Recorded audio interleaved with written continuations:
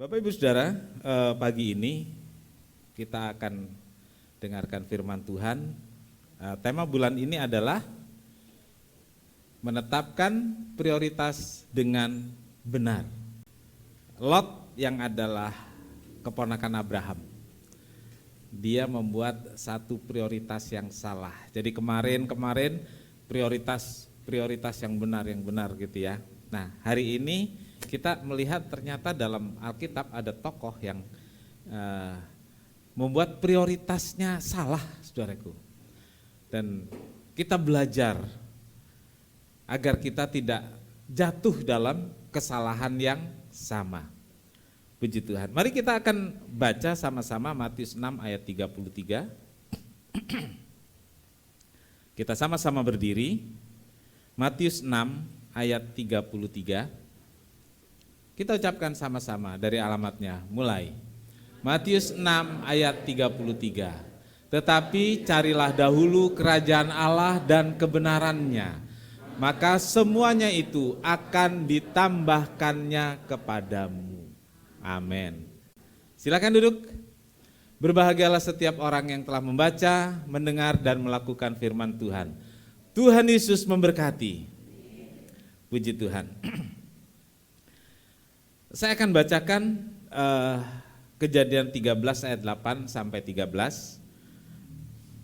Demikian firman Tuhan. Maka berkatalah Abraham kepada Lot, janganlah kiranya ada perkelahian antara aku dengan engkau, dan antara para gembalaku dan para gembalamu, sebab kita ini kerabat. Bukankah seluruh negeri ini terbuka untuk engkau? Baiklah, pisahkan dirimu daripadaku. Jika engkau ke kiri, aku ke kanan.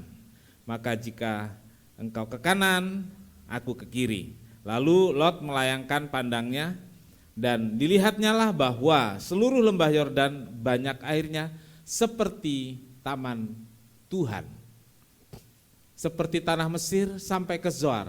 Hal itu terjadi sebelum Tuhan memusnahkan Sodom dan Gomora. Sebab itu Lot memilih baginya seluruh lembah Yordan itu. Lalu ia berangkat ke sebelah timur dan mereka berpisah. Abraham menetap di tanah Kanaan, tetapi Lot menetap di kota-kota lembah Yordan dan berkemah di dekat Sodom. Adapun orang Sodom itu, saya ulangi, adapun orang Sodom sangat jahat dan berdosa di mata Tuhan. Amin. Saudara-saudaraku, menetapkan prioritas, tetapi prioritas itu ternyata salah. Ya, salah menetapkan prioritas.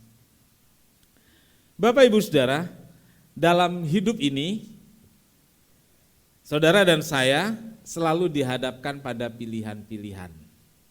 Dan dalam memutuskan pilihan, kita tentu banyak pertimbangan. Sangat banyak pertimbangan, itu biasa. Makin kita bertambah umur, pertimbangannya makin banyak atau sedikit? Makin banyak ya, pertimbangannya makin banyak sebelum kita memutuskan pilihan. Nah, agar tidak salah dalam memutuskan pilihan, ada prioritas yang jadi panduannya. Lalu ada kriteria yang sudah kita tetapkan. Jadi prioritas itu dalam hidup ini, makanya saya beri judul menetapkan prioritas dengan benar. Kalau enggak ada prioritas dengan benar, kita akan memilih asal pilih saja, kita akan memutuskan begitu saja. Tetapi kalau kita punya prioritas yang benar, itu jadi panduan. Kalau di laut itu ada namanya mercusuar. Jadi satu lampu yang bisa terlihat dari kejauhan. Nah, kapal dia akan menghindari mercusuar itu. Karena pelaut akan tahu kalau ada mercusuar, pasti di situ ada karang atau di situ dangkal. Lalu dia mencari jalan yang lain. Saudara-saudariku, ada beberapa hal dalam hidup ini yang nggak bisa kita pilih. Ya, kita nggak bisa memilih untuk hal-hal itu. Misalnya, tolong kecilin sedikit saja. Misalnya tentang kelahiran.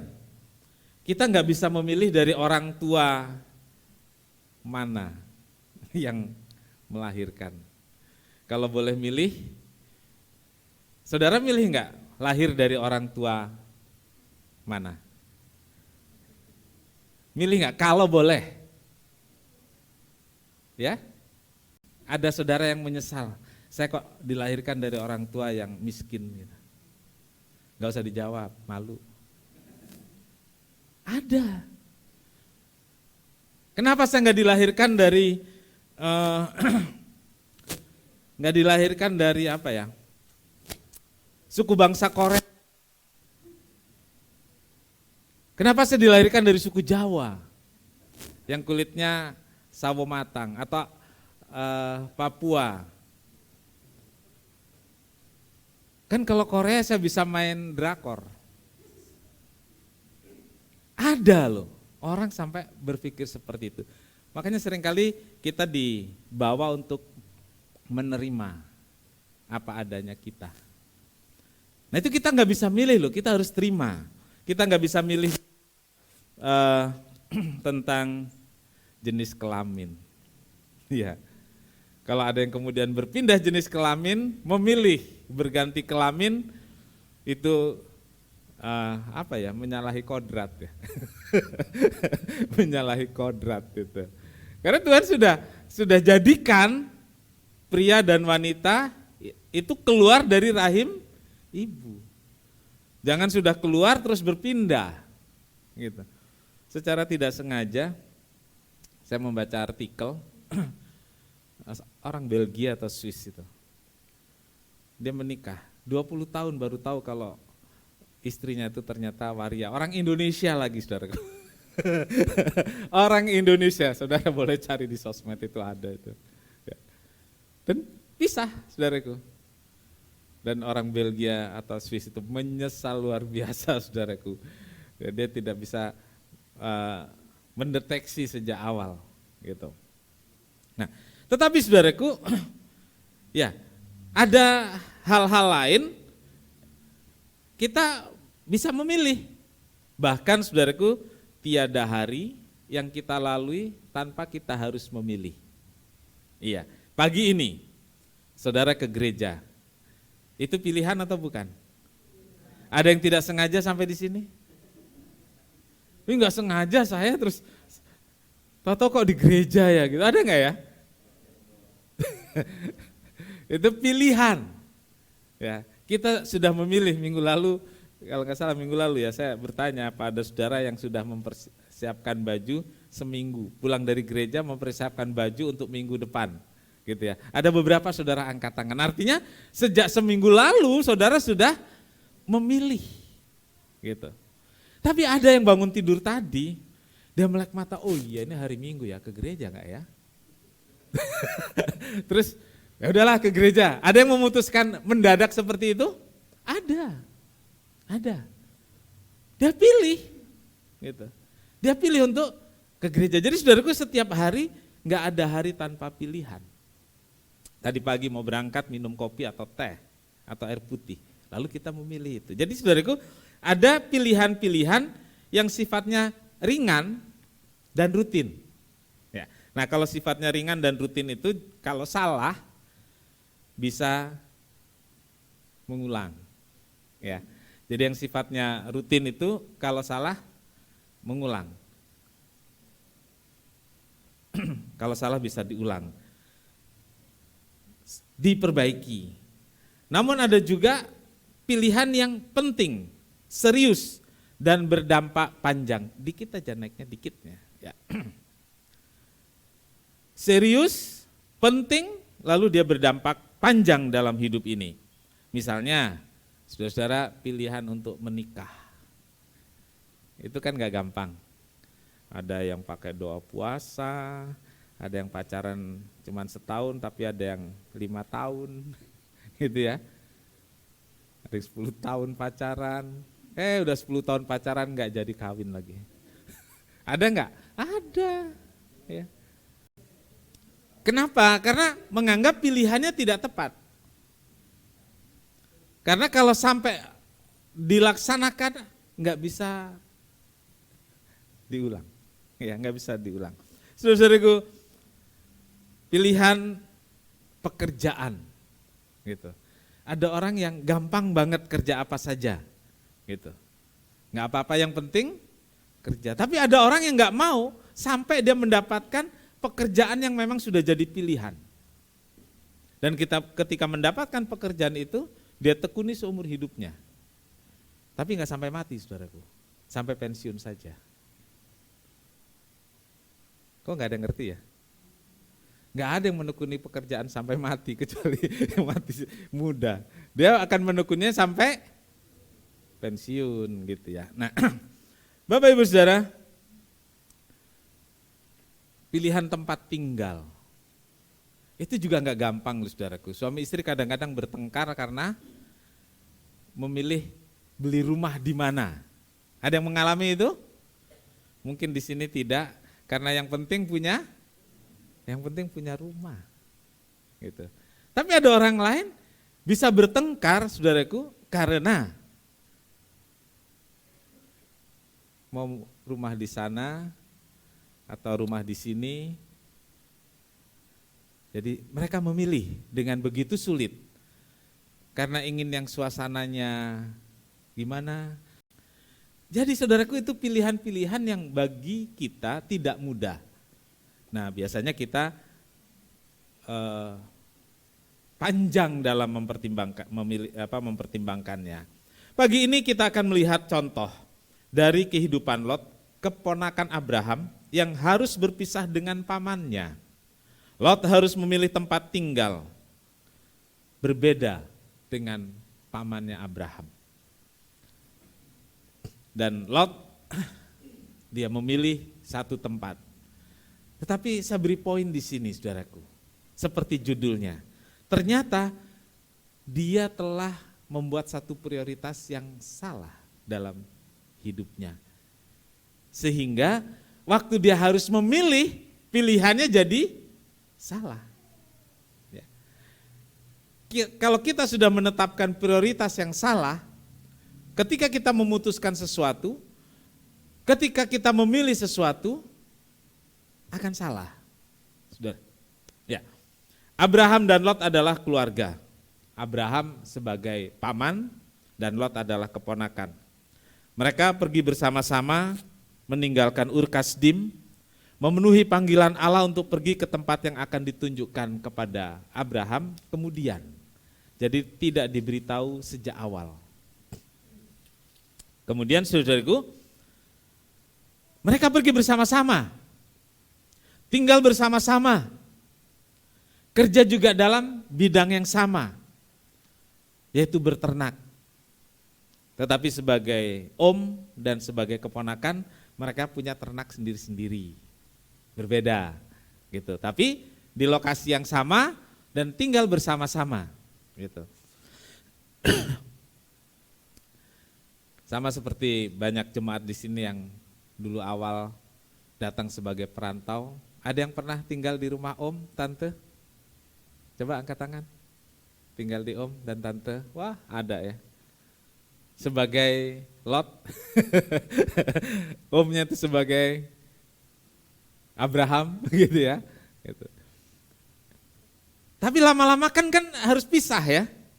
Harus pisah, enggak terus di sana. Apakah karena sudah mendapat tempat sendiri, karena menikah, dan lain-lain. Ada penyebabnya. Nah, seiring berjalannya waktu, ternak Abraham, ternak Lot makin banyak. Ya. Lalu gembala-gembala ternak Abraham dan gembala ternak Lot sering berantem, berkelahi, dibilang bertikai, karena berebut lahan penggembalaan. Iya, berebut lahan penggembalaan. Jadi saudaraku, kita membaca dalam ayat 6 dan 7 dari Kejadian 13 ini, tetapi negeri itu tidak cukup luas bagi mereka untuk diam bersama-sama, sebab harta milik mereka amat banyak, sehingga mereka tidak dapat diam bersama-sama. Karena itu terjadilah perkelahian antara para gembala Abraham dan para gembala Lot. Waktu itu orang Kanaan dan orang Feris diam di negeri itu. Jadi saudaraku ada pertengkaran, rebutan lahan penggembalaan antara gembala-gembala ternak Abraham dan Lot. Nah, mengetahui ada konflik antar para gembala, Abraham berbicara baik-baik dengan Lot. Ya, tidak ingin konflik itu meluas jadi berpengaruh pada hubungan kekeluargaan. Nah, saudara yang pernah tinggal sama om, sama tante, adalah mengalami hal-hal seperti itu ya, dikit-dikit ada ya, ada gitu. Terus saya berpikir agak nyeleneh nih saudara-saudaraku. Mungkin sekali si keponakan ini lebih sukses. Mungkin enggak itu? Mungkin ya, mungkin. Si keponakan ini lebih sukses saudaraku. Lebih berhasil, ternaknya lebih banyak. Mungkin sekali antara Lot dan Abraham enggak bertengkar soal harta. Tetapi ada iri hati antara gembala-gembala sampai bertengkar, rebutan lahan. Gitu. Tetapi Lot dengan bijak, Abraham dengan bijak, dia panggil keponakannya. Yuk kita ngomong baik-baik. Jangan sampai pertengkaran antar gembala itu jadi masalah buat kita. Ya udah, kamu pilih tempat. Saya persilahkan kamu pilih duluan. Gitu ya. Ngalah nih ya, Abraham ngalah. Kalau kamu ke kiri, aku ke kanan. Kalau kamu ke kanan, aku ke kiri. Nah, saudaraku. Lalu kemudian yang dilakukan Lot adalah melayangkan pandangannya. Dia melihat dengan mata dia. Lalu yang dilihat adalah yang kita baca, yang saya bacakan tadi adalah dia melihat ada tanah yang sangat subur, cocok untuk tinggal dan cocok untuk lahan penggembalaan ternak. Tempat itu adalah di lembah Yordan. Dan lembah Yordan itu bagian dari Sodom. Ya, kita mendengar ada satu kota kembar namanya Sodom dan Gomora. Ya. Nah, lembah Yordan itu di sana, tapi tempatnya subur banget saudaraku, sangat subur. Ada sungai mengalir di sana, dan di pinggir sungai itu pasti ada rumput yang hijau. Dan secara perhitungan jasmani, yes, sangat baik, sangat baik. Mungkin kalau sekarang kita harus memilih satu tempat, kita akan pilih tempat. Kenapa dari daerah-daerah pergi ke Pulau Jawa atau Jakarta atau kota besar di Pulau Jawa? Karena dilihat seperti lembah Yordan. Bahkan di sini ditulis seperti taman Tuhan. Jakarta itu seperti dari kampung nih, ngelihatnya dari kampung. Ya, dari Manado, dari Ambon, dari Medan, melihat Jakarta seperti taman Tuhan. Setelah sampai Jakarta, terus bilang, ibu kota lebih kejam dari, terus bikin lagu, siapa suruh datang Jakarta. Iya, saudara-saudaraku, taman Tuhan itu menunjuk pada Taman Eden. Jadi itulah yang dilihat Lot, saudaraku. Dia lihat lembah Yordan itu dalam arti kata-kata taman Tuhan, itu seperti Taman Eden. Benar gak sih yang dilihat? Benar. Fakta, lembah Yordan itu subur, lembah Yordan itu sangat baik, lembah Yordan itu sangat indah. Kalau sekarang saudara harus memilih tempat tinggal, lalu saudara melayangkan mata, melihat, pengen pindahnya kemana? Pondok Indah. Apa, mana? Pilihnya pindah kemana? Cuma satu yang milih, yang lain betah di Perumnas.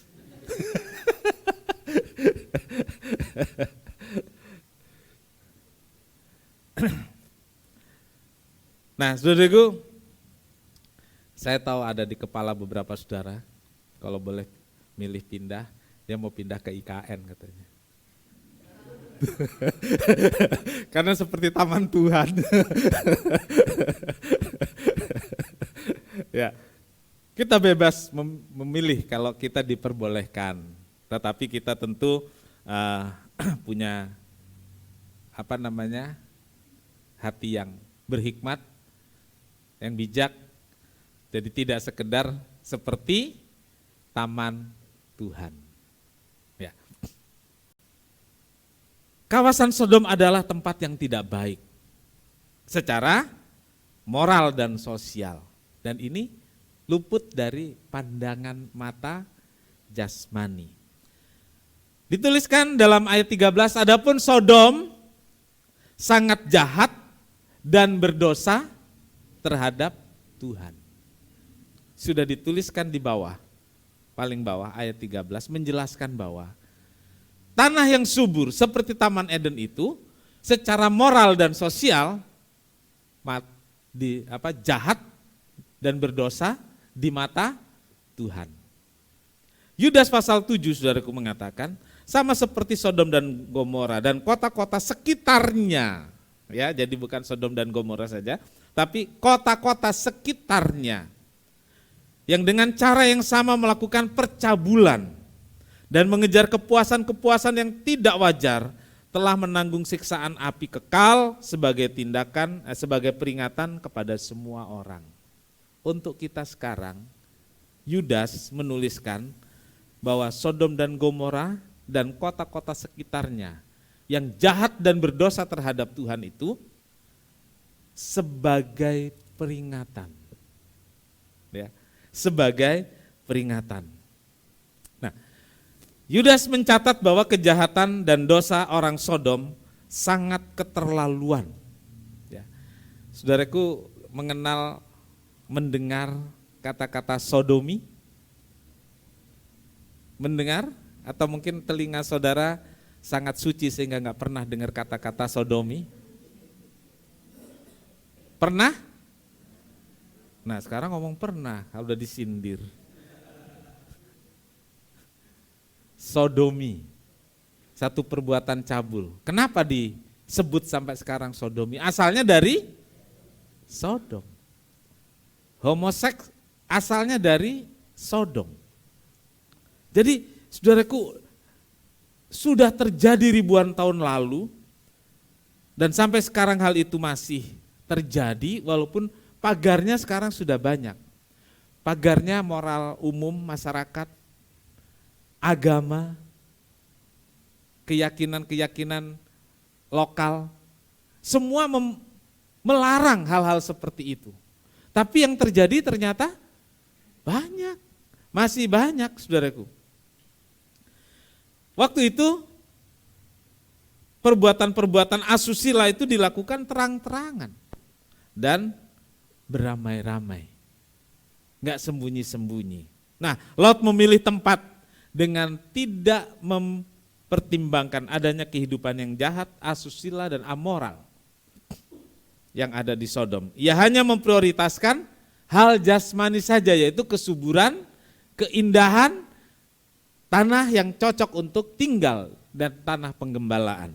Nah, kita lihat saudaraku, kesalahan Lot dalam memutuskan pilihan adalah ini saudaraku, tidak melibatkan Tuhan. Ya. Tidak melibatkan Tuhan.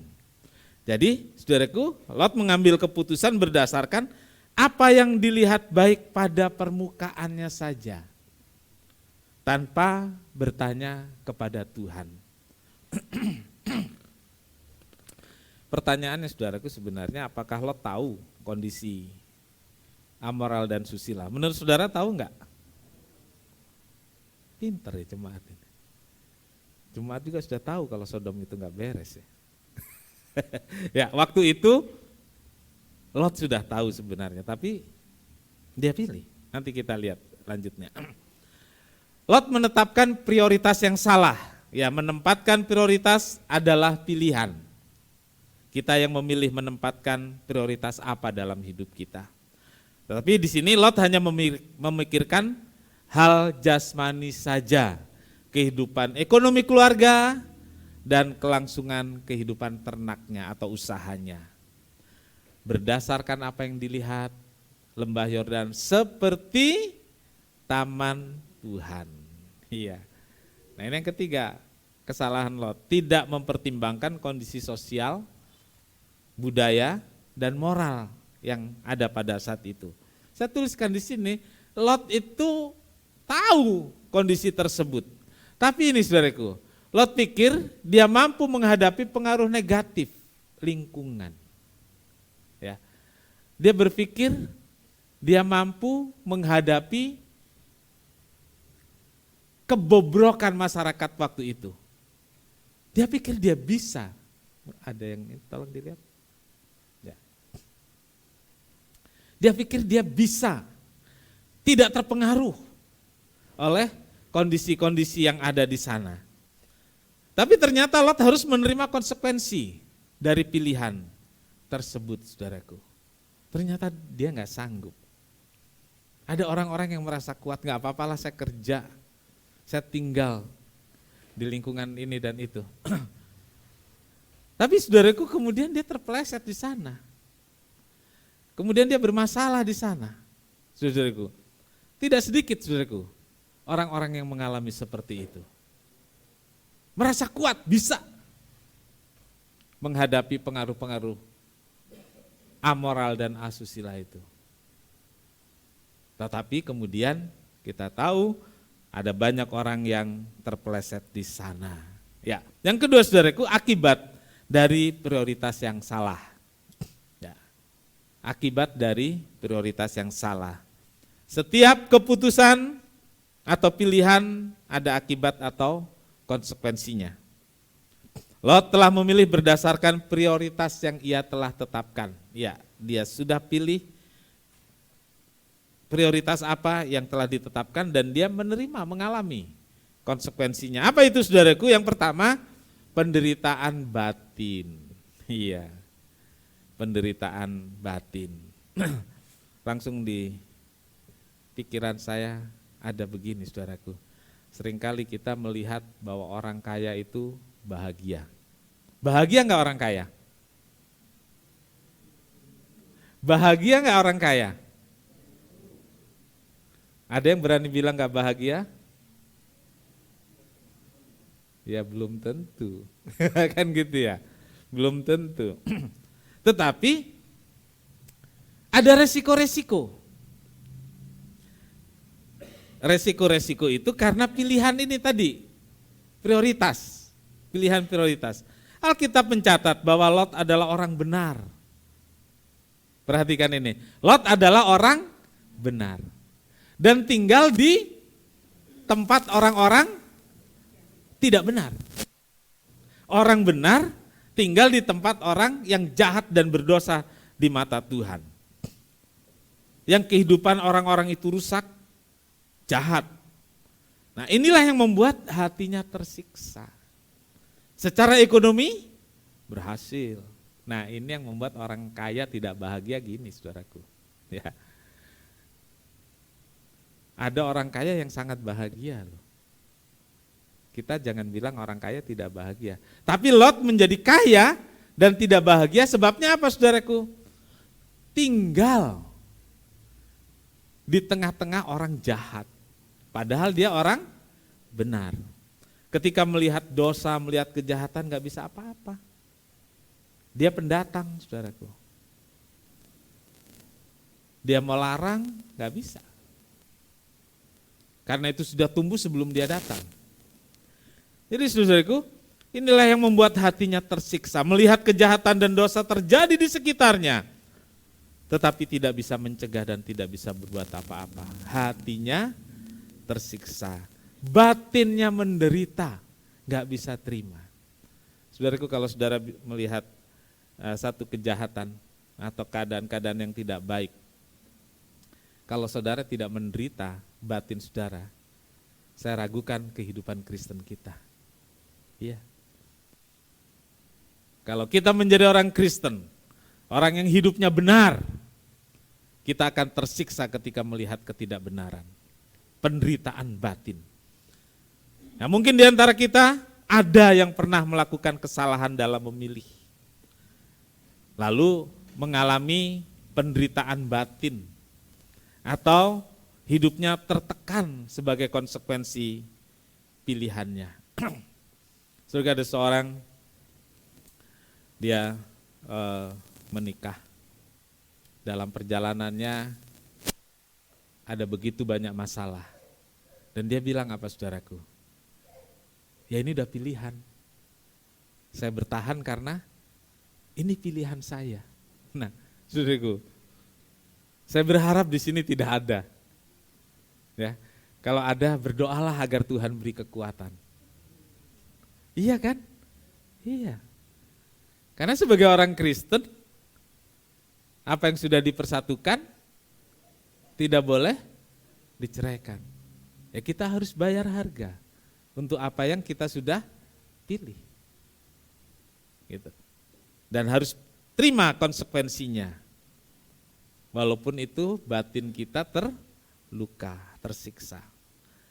Yang kedua, saudaraku, akibat prioritas yang salah, kerohanian dan moral yang hancur. Ya, dalam Kejadian 19 ayat 6 sampai 8, saudaraku. Ini satu peristiwa yang sangat memprihatinkan. Saya baca demikian. Lalu keluarlah Lot menemui mereka ke depan pintu. Tetapi pintu ditutupnya di belakangnya. Dan ia berkata, saudara-saudaraku, janganlah kiranya berbuat jahat. Kamu tahu aku punya 2 orang anak perempuan yang belum pernah dijamah laki-laki.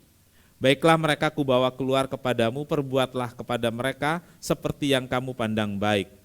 Hanya jangan kamu apa-apakan orang ini, sebab mereka memang datang untuk berlindung di rumahku. Bapak Ibu Saudara, ini menjelang peristiwa di bumi hanguskan Sodom dan Gomora. Ada 2 malaikat datang dan disebut itu 2 laki-laki, saudara.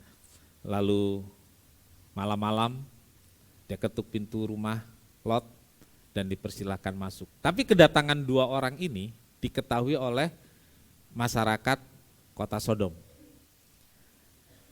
Lalu orang-orang Sodom itu mengepung rumah Lot, meminta 2 orang ini keluar untuk dipakai, disebut untuk dipakai. Jadi para pria ini ingin si 2 pria yang disebut malaikat ini keluar dan mereka akan pakai.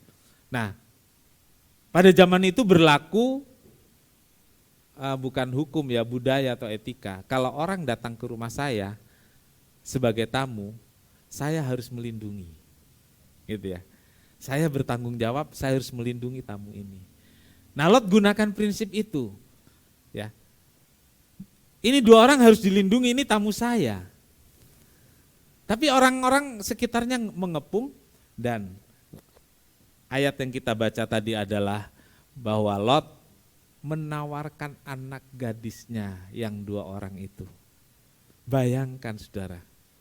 Ya. Bayangkan Lot orang benar itu mau memberikan anak gadisnya kepada orang-orang yang mengepung rumahnya. Disebut di sini, kamu tahu aku mempunyai 2 orang anak perempuan yang belum pernah dijamah laki-laki. Baiklah mereka kubawa keluar kepadamu, perbuatlah mereka seperti yang kamu pandang baik. Asal jangan kau apa-apakan tamu saya. Artinya begini saudaraku, terlalu lama berada di lingkungan yang rusak dan jahat, akhirnya merusak standar moral. Ya. Terlalu lama berada di lingkungan yang rusak, akhirnya menurunkan standar moral yang selama ini baik. Itu sebabnya Lot menawarkan anak gadisnya kepada orang Sodom sebagai pengganti tamunya. Karena itu biasa terjadi di Sodom. Biasa terjadi di Sodom. Kan ini enggak benar. Tetapi itulah yang dilakukan oleh Lot. Hal ini menunjukkan bahwa Lot sudah tercemar dan terpengaruh oleh cara hidup orang-orang Sodom. 1 Korintus 15 ayat 33. Janganlah kamu sesat, pergaulan yang buruk merusakkan kebiasaan yang baik. Pergaulan yang buruk berdampak buruk bagi sifat dan karakter seorang. Bahkan yang sudah baik bisa jadi rusak. Yang sudah rusak bertambah rusak. Dan akibat yang berikut adalah Lot kehilangan banyak hal dalam hidupnya. Ini akibat kesalahan, memutuskan kesalahan prioritas. Lot kehilangan banyak dalam hidupnya. Kejadian 14 ayat 11-12, segala harta benda Sodom dan Gomora beserta segala bahan makanan dirampas musuh. Lalu mereka pergi.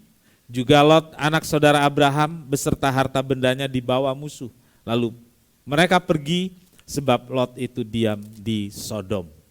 Bapak Ibu Saudara, memilih lembah Yordan disebabkan kesuburan. Dan saya katakan pada saudara, Lot berhasil. Dia menjadi kaya.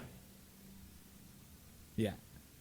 Lot berhasil, Lot menjadi kaya dan kekayaannya sangat berlimpah. Tetapi saudaraku ingat, prioritas yang salah tadi. Walaupun secara jasmani berhasil, batinnya menderita. Bukan hanya itu saja saudaraku, hartanya habis. Dirampas saat terjadi perang antara Sodom dan Kedor Laomer. Dijarah, dirampas, bahkan waktu itu keluarga Lot pun ditawan. Dan Abraham datang menolong. Jadi rupanya Abraham juga punya pasukan yang bisa menolong keponakannya. Si ini masih kir, dia monitor terus keadaan keponakannya. Dan ketika keponakannya susah, menderita, dia datang menolong. Nah, saudara-saudaraku, ketika sudah pulih dan menjadi kaya lagi, semua habis lagi saudaraku. Habis lagi, kapan? Ketika Tuhan membumi hanguskan Sodom dan Gomora. Bahkan kelanjutan kisah Lot sangat memprihatinkan. Iya, saudara-saudaraku. Jadi kita lihat akibat dari pilihan yang salah. Hancur, habis-habisan. Nah, akibat yang paling fatal yang dialami Lot dan ini menghancurkan masa depannya sebenarnya. Yaitu ketika istrinya menjadi tiang garam. Ya. Kejadian 19 ayat 26, tetapi istri Lot yang berjalan mengikutinya menoleh ke belakang lalu menjadi tiang garam. Jadi malaikat menuntun mereka keluar. Gak boleh nengok ke belakang. Lari cepat, fokus pada perjalanan. Tidak diberitahu akibatnya kalau noleh ke belakang itu seperti apa jadinya. Tapi kepada kita sekarang sudah diberitahu. Jadi jangan menoleh ke belakang. Puncak dari penderitaan Lot sebagai konsekuensi salah memilih dan salah menempatkan prioritas adalah ketika istrinya melanggar larangan Allah dan menoleh ke belakang untuk melihat rumah, harta, dan kekayaan yang terbakar. Istri Lot tidak rela. Semua yang diperjuangkan selama ini habis, musnah. Hatinya begitu terikat pada harta. Hatinya begitu terikat pada kekayaan yang telah diperoleh dengan susah payah. Sehingga ketika dalam perjalanan yang cepat atau setengah berlari mungkin ya, dia menoleh ke belakang. Dia sayang dengan hartanya. Dan ketika dia menoleh ke belakang, dia jadi tiang garam. Dan kalau kita baca dalam Alkitab, kamu adalah garam dunia. Garam yang tidak asin lagi, dibuang dan diinjak-injak. Nah, jadi tiang garam ini bukan tiang garam yang asin, saudaraku. Jadi tubuh dari Lot, istri Lot itu berubah menjadi seperti garam. disebut tiang garam. Katanya sampai sekarang sih masih ada.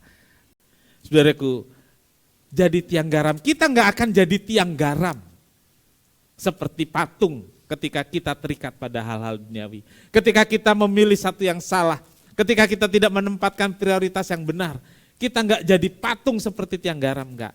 Tetapi yang dikatakan Alkitab, garam yang nggak asin lagi akan diinjak-injak orang, nggak ada harganya. Kita jadi Kristen tapi nggak ada harganya di mata Tuhan. Kita nggak bisa jadi berkat. Saudaraku, betapa banyak orang-orang saat ini begitu terikat dengan harta, kekayaan. Mungkin dia nggak punya harta, nggak punya kekayaan, tapi hatinya sangat ingin. Hatinya dipenuhi dengan berbagai keinginan untuk hal-hal jasmani. Dia tidak akan jadi berkat, dia hanya seperti tiang garam. Gak ada artinya hidupnya. Saudaraku, marilah kita tetapkan prioritas dengan benar.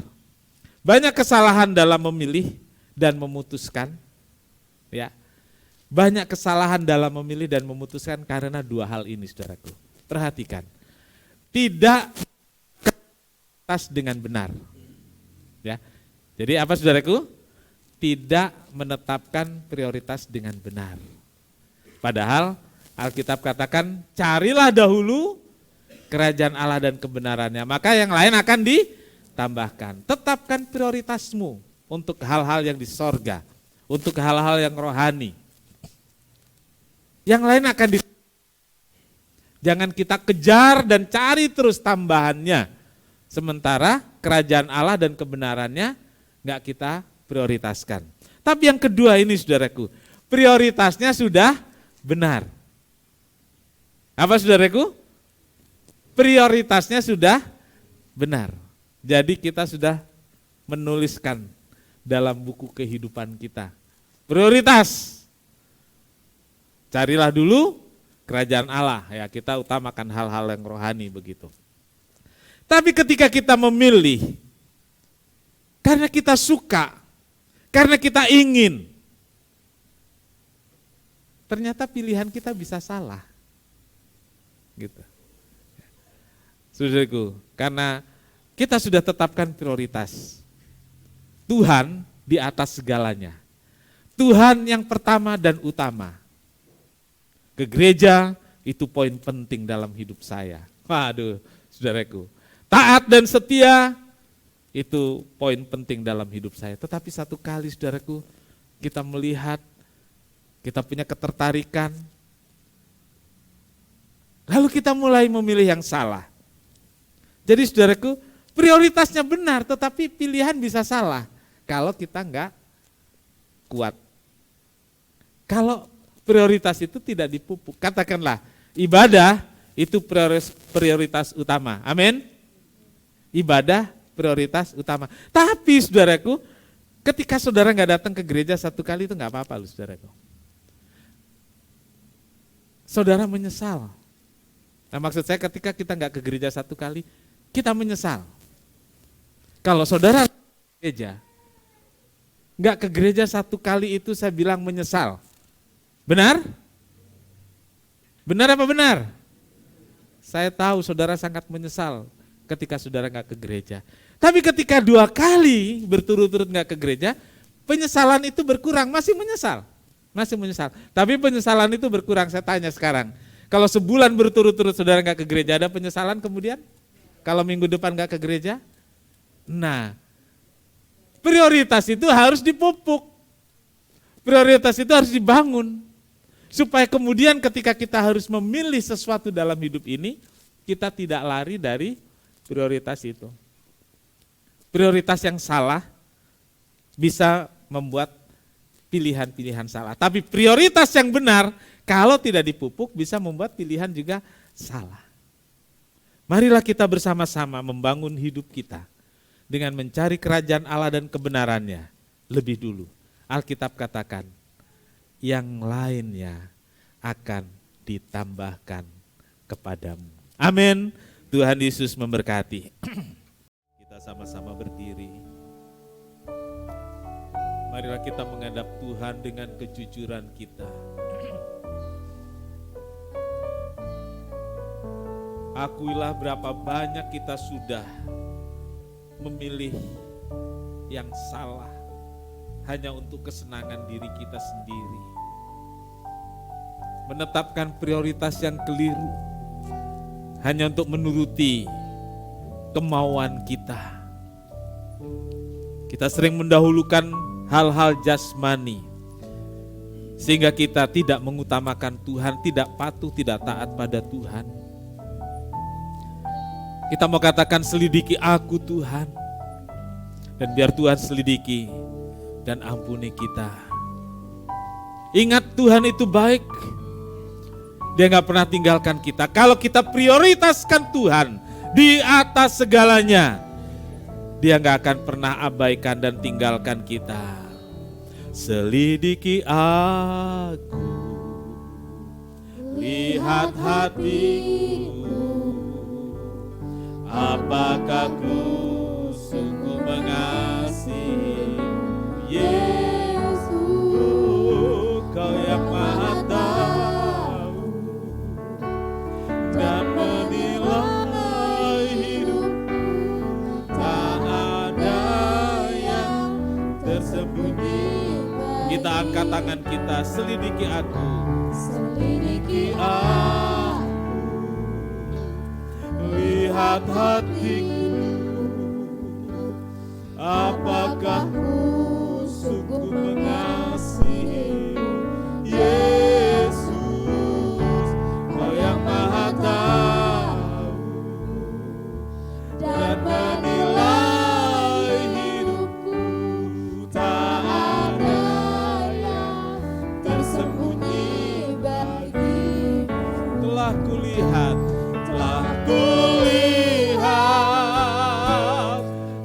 kebaikan-Mu yang tak pernah habis di hidupku. Ku berjuang sampai akhirnya Kau dapat. Mari kita angkat tangan kita, katakan, telah kulihat. Lihatlah kebaikan Tuhan. Lihatlah kebaikan Tuhan. Gak pernah habis. Gak pernah habis kebaikannya. Berjuang sampai akhirnya Kau dapati. Telah kulihat kebaikan.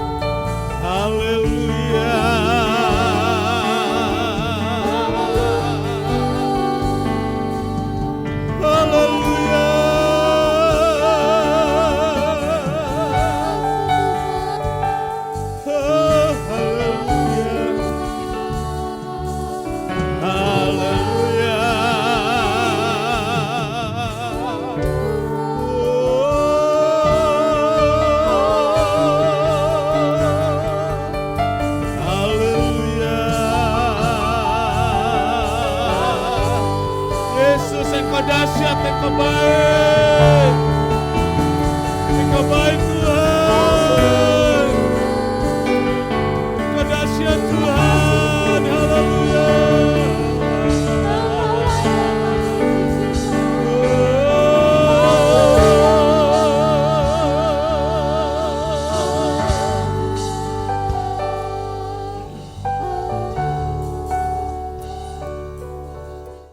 Bapa kami yang berkata dalam kerajaan surga, di akhir ibadah kami datang kepada Tuhan.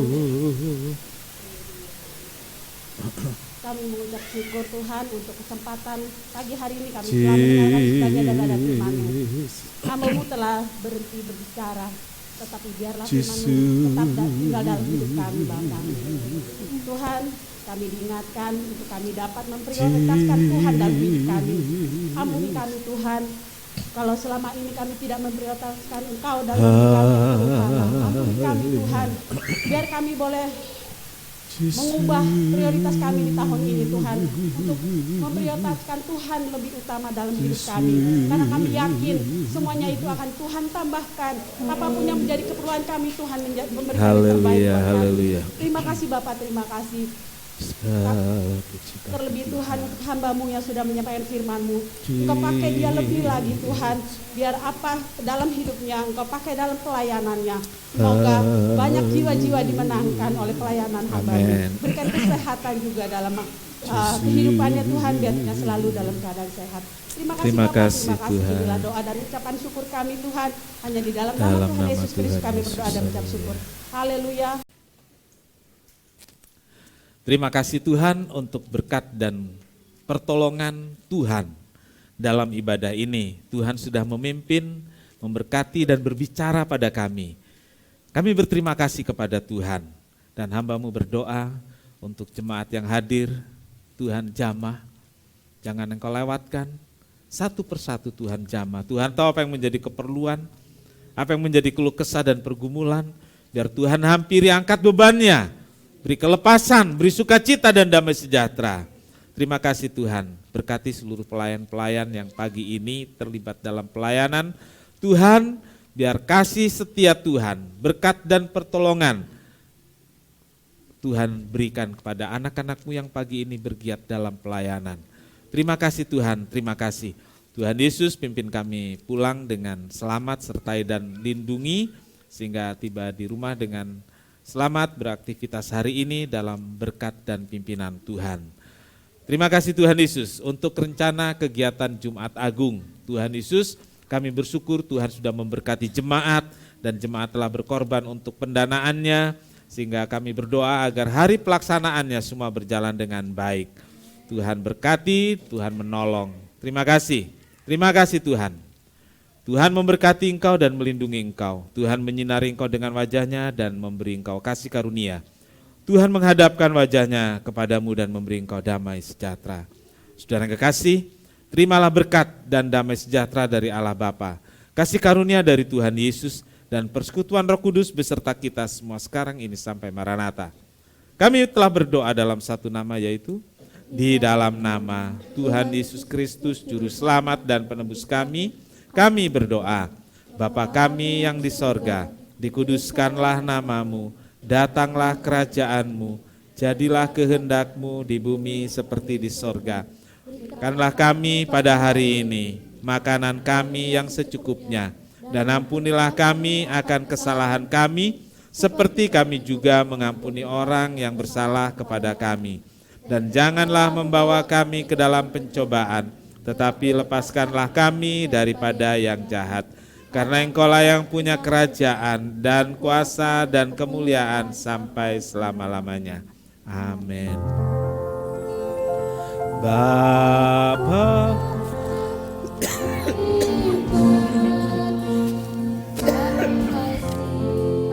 yes, amin. Bapa, terima kasih. Bapa di dalam surga, ku Terima kasih. Amin.